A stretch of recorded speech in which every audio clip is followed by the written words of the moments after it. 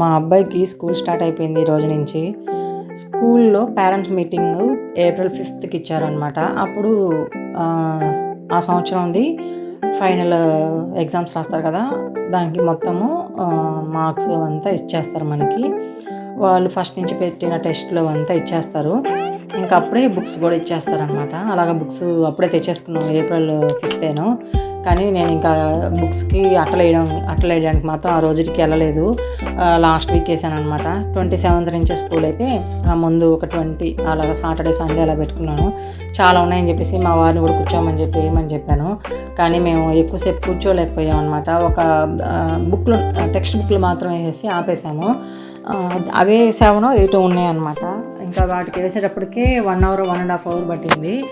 ఇంకా అప్పటికి వర్షాలు అవన్నీ స్టార్ట్ అయిపోయి బాగా చల్లగా ఉండింది ఆ రోజు ఎత్తుకున్నాం. ఇంకేం తోచక ఇలాగ చేద్దామని చెప్పేసి ఎత్తుకున్నాము. ఇంకా పిల్లలకి హాలిడేస్ ఇస్తే అంత ఆనందం, స్కూల్ స్టార్ట్ అయితే అంతే బాధగా ఉంటుంది. ఇంక ఇంట్లోనే ఉంటారు కదా, ఇంకా బాధపడతానే వెళ్ళాడు మా అబ్బాయి ఈరోజు. కొంచెం హ్యాపీ, కొంచెం బాధ అనమాట. ఇంకా అసలుకి పిల్లలు స్కూల్కి వెళ్తా ఉంటే ఇయర్ ఎలా అయిపోతుందంటే ఎంత ఫాస్ట్గా అయిపోతూ ఉంది. అసలుకి అప్పుడే మే అయిపోయింది అనిపిస్తూ ఉంది నాకు. మళ్ళీ జూన్ వచ్చేస్తుంది. స్కూల్కి వెళ్తుంటే టైమే తెలియట్లేదు పిల్లలు. ఇంకా మా పాప కూడా ఫుల్ డేగానే వెళ్తే ఇంకా స్కూల్కి ఇంకా బోరింగ్ ఉంటుందేమో. పాపకి హాఫ్ డేనే ఉంటుంది కాబట్టి ఇంకా సరిపోతుంది. మా అబ్బాయి ఫుల్ డే స్కూల్కి వెళ్తున్నప్పటి నుంచి నాకు పిచ్చిగా ఉండేది అనమాట. ఎంతో ఖాళీగా ఉన్నట్టు అనిపించేది. అలాంటిది ఇప్పుడు ఎంత ఫాస్ట్గా అయిపోతా ఉందా, 2 పిల్లలు ఉంటే ఇంత బిజీగా ఉంటామా అని అనిపించింది నాకు. మా వారికి ఆటో తగిలింది కాలికి. మా పాప మా వారు ఇద్దరు వెళ్తూ ఉంటే పక్కన ఆగున్నారంట. ఆటో అతను ఫాస్ట్గా వెళ్ళడంలో కొంచెం తగిలేసింది కాలుకి. అందుకని చెప్పి వాళ్ళ డాడీకి కాలు నొప్పి అని చెప్పేసి ఆ రోజు రాత్రి కూర్చొని కాలు నొప్పి ఆ డాడీ అని చెప్పేసి వత్తుతా ఉంది. నేను మా వారు అయితే షాక్ అయిపోయాము. అయ్యో, నేను చెప్పలేదు కాలు నొప్పి అని. దీనికి ఎట్లా అర్థమైంది కాలు నొప్పి అని, కాలు వత్తుతా ఉంది అని అప్పుడు చెప్తున్నారు మా వారు. ఏమైంది, కాలు ఎందుకు ఒత్తించుకుంటున్నాం అంటే నేను చెప్పలేదు. తనే కాలు ఇలాగ తగిలింది బైక్ మధ్యాహ్నం. ఆటో తగిలాడు ఆటో అతను. అందుకని చెప్పి అది తనకు తనే నొప్పని నాకు డాడీ నొప్పిగా ఉందని చెప్పి వస్తూ ఉంది అని చెప్పాడు. అప్పుడు దాకా నాకు తెలియదు అనమాట ఇలాగ ఆటో తగిలింది అని. అప్పుడు చెప్తా ఉన్నారు మా వారు. అలా ఏమన్నా తగిలితే అసలు చెప్పరు మా వారు. ఇంకా అలాగా బుక్స్ ఆ రోజు 1.5 అవర్ పట్టింది ఆ టెక్స్ట్ బుక్ లేను. తర్వాత ఇవి 2-3 టైమ్స్ కూర్చొని 3-4 దఫాలుగా అయితే వేశాను. మొత్తం బుక్కులు 40 దాకా ఉన్నాయన్నమాట. ఒక టెక్స్ట్ బుక్కి 3 నోట్ బుక్లు ఇచ్చారు. ఒకటి క్లాస్ వర్క్, ఒకటి క్లాస్ టెస్ట్, ఇంకోటి వచ్చి హోమ్ వర్క్ అనమాట. అలాగే 3 నోట్ బుక్లు ఇప్పుడు అన్నీ పెట్టేస్తే ఈరోజు తీసుకెళ్ళి స్కూల్లో మనకి కావాల్సినట్టు మాత్రమే హోంవర్క్ ఉండేటి బుక్స్ మాత్రమే ఇస్తారనమాట. ఇంకా లేబుల్స్ అవి వాళ్ళన్నీ స్కూల్లోనే ఇచ్చేస్తారు. నేను వీడియో తీసుకుంటున్నానని చెప్పి మా పిల్లాడు ఈ డ్రాయర్ కూడా తీసిపెట్టు వాళ్ళకి అని చెప్పి చెప్తా ఉన్నాడు. ఇంకా లేబుల్స్ మీద ఆ నేమ్స్ కూడా 30 గంట పట్టింది ఆ మొత్తం నేమ్స్ రాయడానికి. నోట్బుక్ లోపల పైన ఇంకా వీటికి విజిబుల్గా ఉండే కవర్ వేయించుకున్న ట్రాన్స్పరెంట్ కవరు. మిగతా అన్నిటికీ వాళ్ళు ఇచ్చిన స్కూల్లోనే ఇస్తారు ఆ వ్యాఫ్స్ కూడా. ఆ లేబుల్స్ అంతా ఆ వ్యాఫీ అంతా వేసేసాను అనమాట. 3 days కూర్చొని అలాగా. నడువులు అయితే అసలు లెగవలేదు 3 రోజులు. అలాగే వంకొని ఇట్లా ముందుకి వంకొని కూర్చునేటప్పటికి నడువు నొప్పి వచ్చేసింది. వెన్నుపూస నొప్పి 3-4 రోజులు తగ్గలేదు. ఇంకా బుక్కులు అయితే ఒక్కొక్కటి చూస్తూ ఉంటే ఇంత బరువు ఉన్నాయి. ఒకటి సోషల్, ఒకటి సైన్స్, ఇది వచ్చి గెలాక్సీ, ఇంకోటి వచ్చి సైన్స్, సోషల్, మ్యాథ్స్. నేనైతే మా అబ్బాయికి బొమ్మరిల్లు సినిమాలో హాసిని చెప్తుంది కదా, బుక్ చూసావా సిద్ధు ఎంత బరువుగా ఉందా అని చెప్పి చూపిస్తూ ఉన్నాను. ఆ డైలాగ్ చెప్తా ఉన్నాను. బొమ్మరిల్లు సినిమాలో ఇలా చెప్తుందా నా హీరోయిన్ హాసిని అని. అప్పుడు భలే ఉండేది ఆ సినిమా అని చెప్తా ఉంటే చదివితే ఏదైనా ఈజీగా లేమో, అంత బరువుగా ఏం ఉండదు అని చెప్తా ఉన్నాడు మా అబ్బాయి. ఇంకా మేము పేర్లు రాసి ఆ బుక్స్ అన్ని సర్దుకుందాం అంటే మా పాప గమ్ముగా ఉంటుందా, ఆమె కూడా బ్యాగ్ ఎత్తుకునింది అనమాట. ఇంకా ఉదయాన్నే త్వరగా వెళ్ళిపోవాలి అంటే అబ్బాయి ఒకటే అయితే టైం సరిపోతుంది. మేము అందరం వెళ్దాము అనుకున్నాం అనమాట డే 1. ఇంకా అందరం త్వరగా లేయాలి అని చెప్పాను. పండుగకి త్వరగా పడుకోపండు ఉదయాన్నే అన్నని స్కూల్లో వదలాలి అంటే తను ముందే లేచి కూర్చొనింది. అసలు రాత్రి అంతా సరిగా నిద్రే పోలేదు. ఇంకా తను కూడా తన యూనిఫామ్ తీసుకొని బ్యాగ్ పెట్టుకునేసింది. ఇంకా వాళ్ళ డాడీ అయితే ఎక్కడికమ్మంటే నేను కూడా వస్తా డాడీ స్కూల్కి అని చెప్పి తను స్కూల్ యూనిఫామ్ వేసుకునింది అనమాట. వాళ్ళ అన్నయ్య పాలు తాగుతూ ఉంటే వాళ్ళ అన్నయ్య దగ్గర నుంచి పాలు నాకు కావాలని చెప్పింది. మా అబ్బాయి ఒక పావు భాగం తాగి ముక్కలు భాగం ఇచ్చేసాడు. ఆ పాలు తాగింది.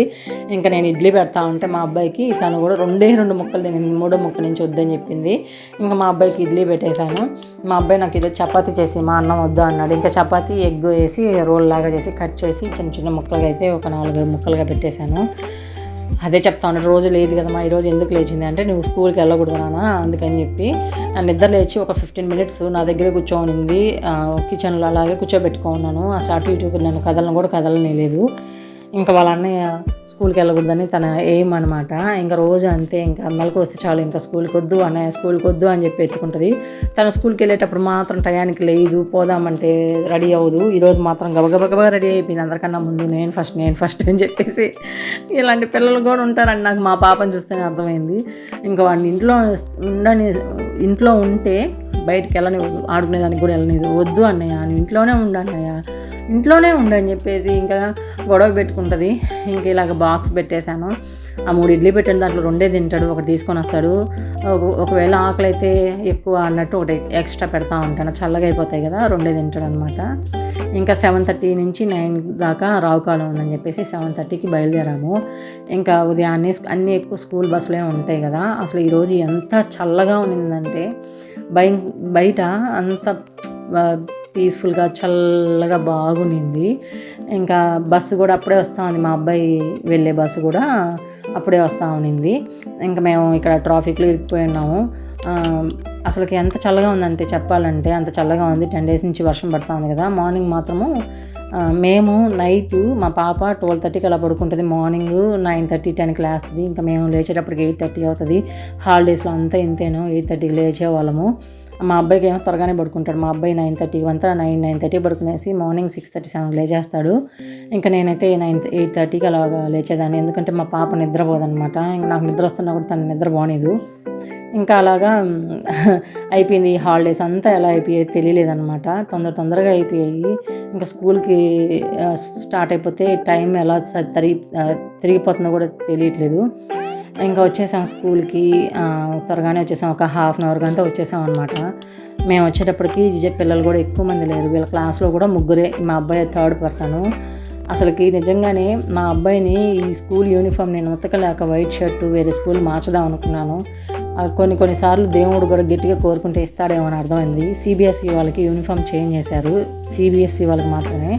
మళ్ళీ వేరే ఐజిఎస్ఈ వాళ్ళు ఉంటారు కదా, వాళ్ళకి వచ్చి రెగ్యులర్ మా అబ్బాయి వేసుకునే యూనిఫామ్ అనమాట. ఇంకా అది స్టిచ్చింగ్కి ఇచ్చున్నాము, వాళ్ళు ఇంకా కుట్టివ్వలేదు, అందుకనే ఇంకా నార్మల్ డ్రెస్ వేసుకెళ్తా ఉన్నాడు. ఇలాంటి అద్భుతాలు కూడా జరుగుతాయని నాకు ఇప్పుడే అర్థమైందనమాట. అసలు ఒక స్కూల్లో యూనిఫామ్ చేంజ్ చేయడం ఏంది వింతగా అనిపించింది నాకు. ఇంకా ఏ క్లాసు ఏ ఫ్లోర్లో అని చెప్పేసి అక్కడ స్టార్టింగ్లో రాశారు బోర్డు. మనం తీసుకొచ్చిన నంబరు స్టూడెంట్ది అక్కడ ఎంటర్ చేసి మన ఫోన్ నెంబర్ రాయాలన్నమాట. ఇంకా రాసేసి తీసుకెళ్ళి 3rd floorలో వదిలేసాము. నాకు ఈ క్లాసెస్ చూస్తుంటే మేము ఎంసీ చదివినప్పుడు మా కాలేజే గుర్తొచ్చింది. ఇలాగే ఉండేది సేమ్, అటు ఇటు క్లాసెస్ ఇలాగా బాగా, ఇంకా ఇట్లా ఎక్కువ వెంటిలేషన్తో చల్లగా యాక్చువల్గా ఇలాగే ఉండేదన్నమాట. నాకు అదే గుర్తొచ్చింది. నేను మా అబ్బాయికి అదే చెప్తా ఉన్నాను. 3rd floor ఎక్కాక నా పని అయిపోయింది. మా పాపను ఎత్తుకొని ఆ బ్యాగు చాలా బరువు ఉందన్నమాట, ఇంక వదిలేసి వచ్చేసాము. మా పాప అక్కడ స్లైడర్ ఎక్కాలంట, స్లైడర్ దగ్గరికి తీసుకెళ్తా ఉంది. చల్లగా భలే ఉండిందనమాట. ఆపోజిట్గా ఉండేది హై స్కూల్, ఇది వచ్చి చిల్డ్రన్స్కి అనమాట, పిల్లలకి. కొంతమందికి ఇక్కడ 2 to 7 వచ్చి ఐజిఎస్సి గ్రేడ్, 2nd grade నుంచి 7th grade వరకు ఐజిఎస్సి వాళ్ళు ఇటు సైడ్ పోవాలని చెప్పేసి రాసున్నారు. ఆ స్లైడ్ తీసుకెళ్తే అక్కడ లాక్ చేశారు. ఇంకా గోల ఎత్తుకుని నాకు స్లైడ్ కావాలని చెప్పేసి ముందంతా నాకు హట్ కావాలి, ఇది టెంట్ కావాలా అని అడుస్తా అంటే టెంట్ కొనిచ్చాము, టెంట్ హౌస్. మళ్ళీ అది అయిపోయింది దాంతో ఆడడం. ఇప్పుడు నాకు స్లైడ్ కావాలని ఎత్తుకుంది. గేమ్స్ ఆడుకుంటూ ఉంటుంది ఫోన్లో, వాటిల్లో మనకి ఇవి వస్తాయి కదా అడ్వర్టైజ్మెంట్స్ లాగా, దాంట్లో స్లైడ్ చూసింది. అప్పటి నుంచి నాకు స్లైడ్ కావాలి అని రోజు పార్కు తీసుకెళ్ళమంటా ఉంది. ఒక్కొక్కసారి ఓపిక ఉంటుంది, ఒక్కొక్కసారి ఓపిక ఉండదు. ఓపిక ఉన్నప్పుడు తీసుకెళ్తాం, ఓపిక లేనప్పుడు తీసుకెళ్ళలేం కదా. ఇంకా గోల్ చేసేస్తూ ఉంది. తను స్కూల్కి వచ్చింది ఎందుకనమాట, నాకు స్విమ్మింగ్ కావాలి, స్లైడ్ కావాలని ఎత్తుకునింది.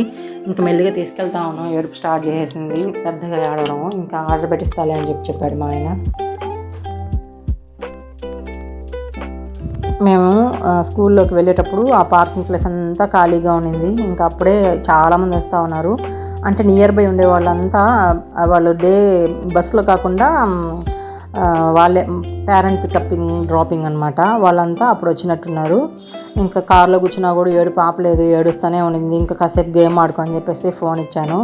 ఆ ఫోన్లో గేమ్ ఆడుకుంటా పడుకునేసింది అనమాట. కరెక్ట్గా ఇంటికి వెళ్ళే ఒక 5 minutes ముందు పడుకునేసింది. ఇంకా అలా తన్ని ఎత్తుకొని పైకి తీసుకొని వస్తూ ఉన్నాను. ఇలా పడుకోబెట్టేశాను. ఇంకా నిద్రపోయింది. ఒక 1/2 hour 1 hour దాకా పడుకొని తర్వాత మళ్ళీ లేచేసింది అనమాట. ఇంటికి వచ్చేటప్పటికి మాకు 8:50 అయింది. 1/2 hour అక్కడ, ఇంకా మళ్ళీ రిటర్న్లో 1/2 hour. ఒక ఊరికి పోయి వచ్చినట్టు ఫీలింగ్ ఉండింది నాకైతేను. ఇంకా ఇడ్లీ తిన్నాము. ఇడ్లీ తినేసి కాఫీ పెట్టుకుందామని చెప్పేసి పాలు కలుపుతా ఉన్నాను. ఈ మా పాప కోసం మా అబ్బాయికి పాపకి ఇద్దరికి ఒకేసారి ఒక గ్లాస్ కాచేస్తాను పాలు. కరెక్ట్గా మా భాగానికి అయితే 2 glasses వస్తాయన్నమాట పాలు తాగే గ్లాస్తో వాళ్ళకి. తను తాగలేదు. ఇంకా సరే ఇలాగా మా ఆయన కాఫీ పెట్టమంటే కాఫీ పెడతా ఉన్నాను. దాంట్లో చక్కెర వేస్తే త్వరగా కరగదనమాట నార్మల్గా. ఇంకా అందుకని చెప్పేసి స్పూన్ వేసి తిప్పుతూ ఉన్నాను. క్లైమేట్ అయితే భలే ఉంది ఈరోజు.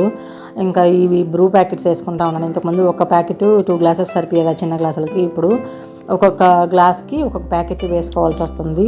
ఆ మీగడ ఉంది కదా, అది నేను ఫిల్టర్ చేసేసుకున్నాను. మా వారికేమో ఆ మీగడతో కలిపిచ్చేసాను. 2 కలిపితే చూడండి ఎలా వచ్చిందో కలరు. నాకు తక్కువ కలర్ ఉంటే టేస్టీగా అనిపిస్తుంది, కొంచెం ఇలా కలర్ ఎక్కువ ఉంటేనే టేస్టీగా అనిపిస్తుంది. కొంచెం షుగర్ ఎక్కువ వేసుకుంటే కాఫీ బాగున్నట్టు అనిపిస్తుంది, లేకపోతే చప్పగా అనిపిస్తుంది. ఇంకా మా వారికి ఇచ్చాను, వాళ్ళు తాగుతూ ఉన్నారు మా వారు. ఇంకా నేను కూడా తీసుకొని తాగుతూ ఉన్నాను. అసలు ఈ సంవత్సరం అయితే చాలా తొందరగా అయిపోయింది అనిపించింది. మీకు ఎలా అనిపించిందో మీ పిల్లలతో కమెంట్ సెక్షన్లో కమెంట్ చేయండి. ఇంకా ఈ రోజు నుంచి యుద్ధాలు అనమాట. స్కూల్ నుంచి రావడము, హోంవర్క్ రాపించడము, ట్యూషన్కి పంపించడం, చదివించడంతో ఇంకా మళ్ళీ ఈ సంవత్సరం కూడా తొందరగా అయిపోతుంది.